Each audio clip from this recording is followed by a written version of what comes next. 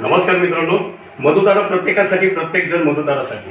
बघा कसं असतं की शासकीय योजना ह्या ज्या असतात त्या गोरगरिबांसाठी असतात आणि त्या माध्यमातून रुग्णांना खूप मोठा फायदा होतो. तर एक लाईफलाईन म्हणून महात्मा फुले जन आरोग्य योजना, आयुष्यमान भारत योजना हे काम करत असतं आणि काम करत असताना असंख्य ज्या हॉस्पिटल्स आहेत ह्याच्यामध्ये तर त्याच्यामध्ये सहभागी होऊन गोरगरीब रुग्णांना मोफतमध्ये वैद्यकीय उपचार मिळून त्यांना जीवाला जीव देण्याचं कार्य करतं.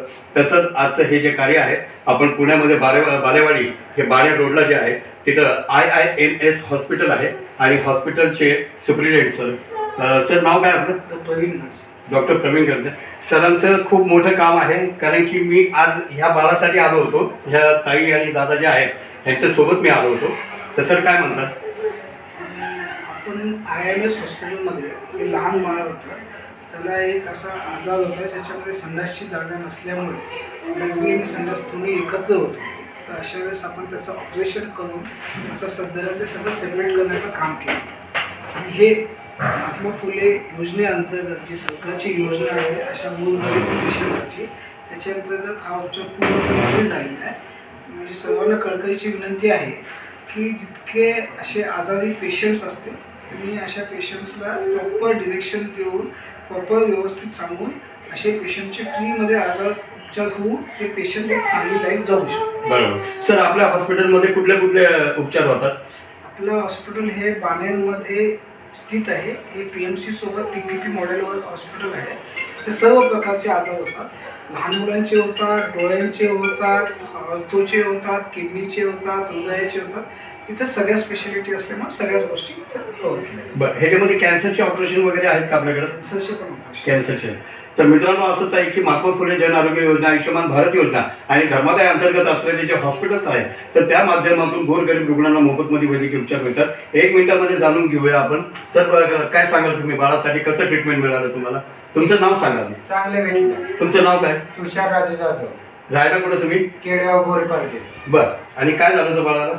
मुलाला बाथरूमची जागा नव्हती, ती बाथरूमची जागा त्यांनी काढून दिली. चांगली सुविधा वगैरे दिली आम्हाला. बरं. आणि आता दुसरं ऑपरेशन आहे, त्यासाठी आम्हाला त्यांनी चांगली आरोग्य द्यावं. तर आजच्या दिवशी चेकिंगसाठी आणलेलं आहे आणि ड्रेसिंगसाठी आणलेलं आहे. तर आता लगेच दुसऱ्या ऑपरेशनसाठी ते 15 दिवसामध्ये कळवते. काय म्हणतात ताई, एक आई म्हणून काय वाटतं? कसं आई म्हणून मी तिला 3 ते 3.5 वर्ष झालं मी तिचे शिशू काढत होते.